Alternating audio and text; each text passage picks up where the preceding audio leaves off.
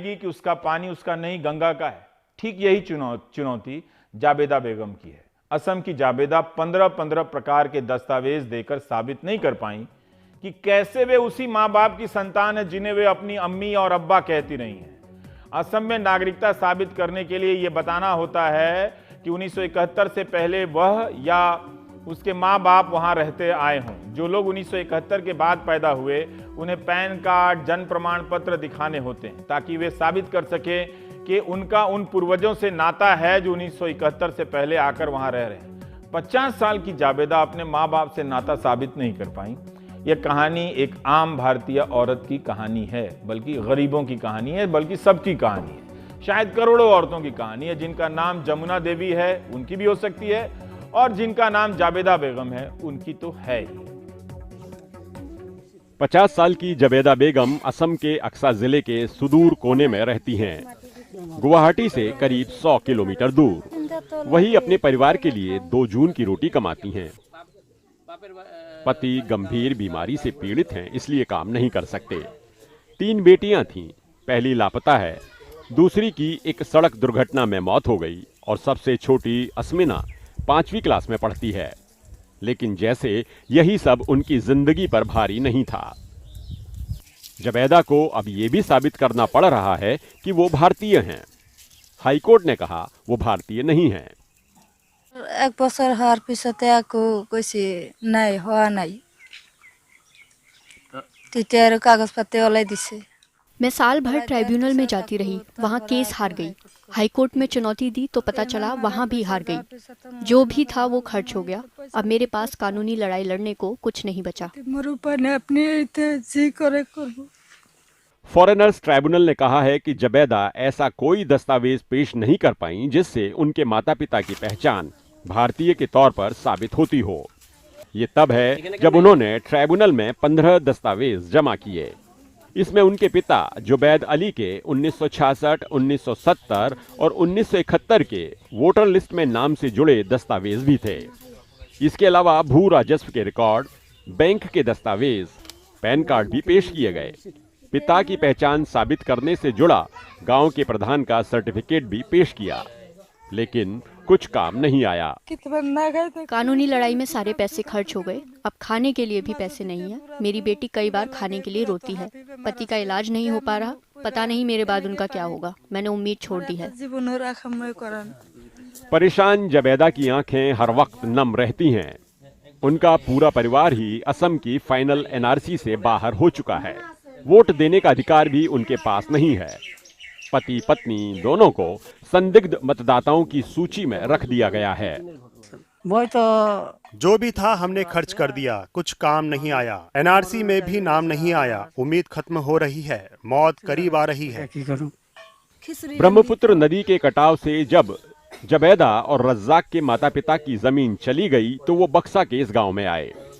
जाबेदा के पास जो 3 बीघा जमीन थी उसे भी उन्होंने केस लड़ने के लिए 1 लाख रुपए में बेच दिया। अब वो 150 रुपए दिहाड़ी पर काम करती हैं।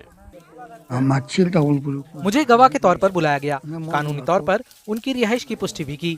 हम गांव के लोगों को स्थायी निवासी के तौर पर सर्टिफिकेट देते हैं, खास तौर पर लड़कियों को जो शादी के बाद दूसरी जगह चली जाती हैं। जाबेदा बेगम ने बहुत कोशिश की अपने भारतीय होने का प्रमाण करने के लिए, मगर अब तक वो सफल नहीं हो पाई है। उनके पास एक ही रास्ता बचा है, उच्च न्यायालय का दरवाज़ा खटखटाना। मगर ये भी उनके लिए बहुत कठिन है क्योंकि उनके पास इतने पैसे नहीं हैं। उनकी कहानी शायद ऐसे बहुत सारे औरतों की कहानी है जो असम में कानूनी दावपेच और गरीबी के बीच अपने आप को भारतीय प्रमाण करने के लिए लड़ाई कर रही हैं। तामुलपुर से नकुल राभा के साथ रतनदीप चौधरी, एनडीटीवी इंडिया।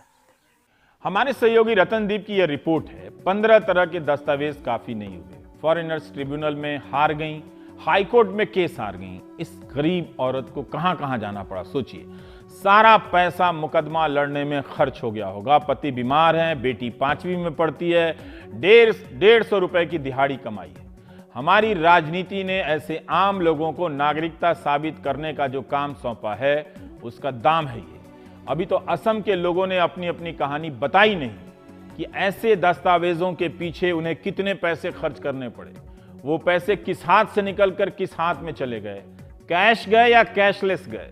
संविधान विशेषज्ञ फैजान मुस्तफा इन दिनों YouTube पर हिंदी में लीगल सीरीज चलाते हैं। आप YouTube पर फैजान मुस्तफा के सारे लीगल सीरीज देख सकते हैं। इस हिस्से में फैजान मुस्तफा बता रहे हैं कि गुवाहाटी हाईकोर्ट के फैसले की समीक्षा कर रहे हैं। यह बेहद जरूरी हिस्सा है, आप सुनिए।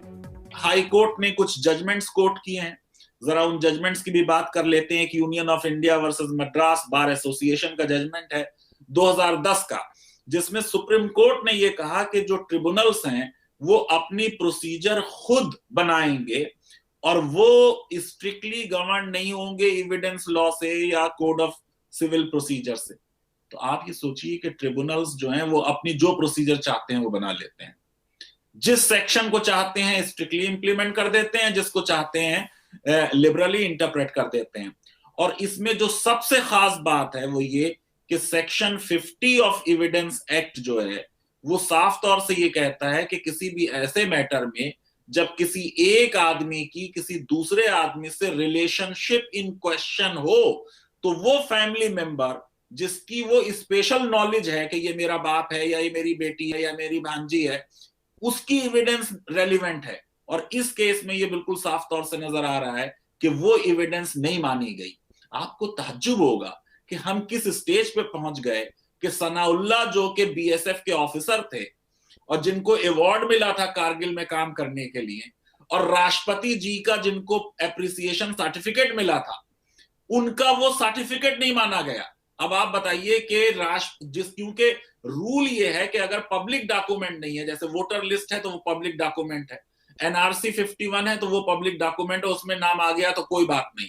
लेकिन निकाह नामा है, अगर आपका मैरिज सर्टिफिकेट है, गांव 12 वाला सर्टिफिकेट है, तो ये प्राइवेट डॉक्यूमेंट्स हैं। तो जिसने वो डॉक्यूमेंट इशू किया वो आके गवाही दे। अब आप सोचिए किसी की शादी 30 साल पहले हुई है, काजी साहब मर गए तो कब्र में से आके गवाही देंगे। और यहाँ राष्ट्रपति ने जो सर्टिफिकेट दिया था सनाउल्लाह को, तो क्या राष्ट्रपति फॉरेनर्स ट्रिब्यूनल के सामने आके गवाही देगा कि मैंने ये सर्टिफिकेट एप्रिसिएशन का इनको इशू किया है? ये बिल्कुल एक आर्बिट्रेरी प्रोसेस है। इसीलिए मैंने अपने आर्टिकल में लिखा था कि फॉरेनर्स ट्रिब्यूनल कोई कोर्ट नहीं है, कोई क्वाज़ी जुडिशियल बॉडी नहीं है, बल्कि ये कंगारू कोर्ट्स है। अब इसमें जो रियल मसला है वो ये कि सुप्रीम कोर्ट का एक और जजमेंट है एल चंद्रा कुमार का 1997 का, 7 जजेस बेंच थी सुप्रीम कोर्ट की, जिसमें उन्होंने ये कहा कि जो ट्रिब्यूनल के केसेस होंगे वो हाई कोर्ट में जाएंगे तो डिविजनल बेंच यानी 2 जजेस की बेंच सुनेगी। यानी ये भी एक राइट जो 2 बार मिल जाता था लोगों को कि पहले वो एक सिंगल जज के सामने जाएं और फिर 2 जजेस के सामने जाएं, वो राइट भी कर्टेल हो गया। इस केस में भी सुप्रीम कोर्ट के केस को, जजमेंट को कोट किया। अब हम रतनदीप की एक और रिपोर्ट दिखाना चाहते हैं। यह रिपोर्ट इन्हीं सवालों से टकराती है कि यह समस्या